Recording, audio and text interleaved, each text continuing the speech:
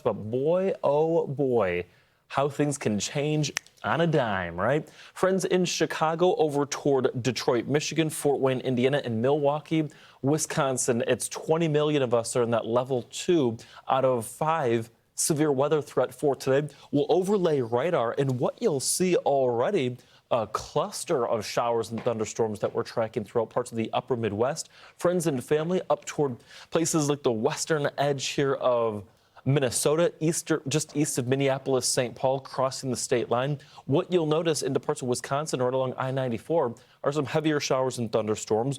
We previously did have a couple of severe storm warnings, and you can see a few of those here in parts of Iowa. This is toward Etherville, and then, of course, just west of Fairmont and Jackson, right along I-90. Those heavy showers and thunderstorms just drifting toward the east-northeast. And, Bain, you look at Fort Dodge and then Humboldt and then toward Pocahontas, where it is just heavy storms racing toward the I-35 corridor. This is going to be a rowdy morning for so many. I was going to say, what a wake-up call. You don't even need your alarm clock. Oh, my Not at gosh, all. the thunder and the lightning alone is going to be waking you up easily. But, I mean, we're looking at major cities. What is that over there? It's over in parts of St. Joseph right now, but Kansas City right on the fringes of that storm. Wow, look at that lightning. I know. These are electric storms this morning. You know what? I'm going to zoom into that storm just for a hot second, because you're right. The lightning out of this has really been prolific. That looks like Lock Springs. And just in this sample alone, in this screenshot alone, about 262 lightning strikes in the past 10 minutes.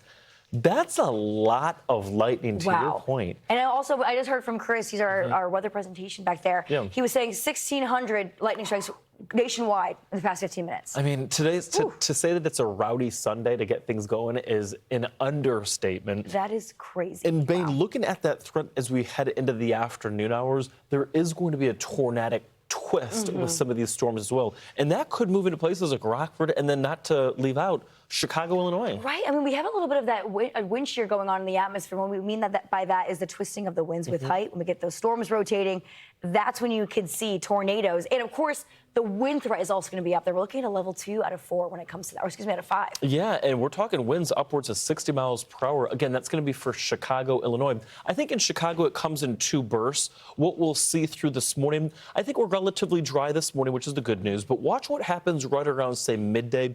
2, 3, 4 o'clock, wave number 1 moves through Chicago. You can see the timeline there.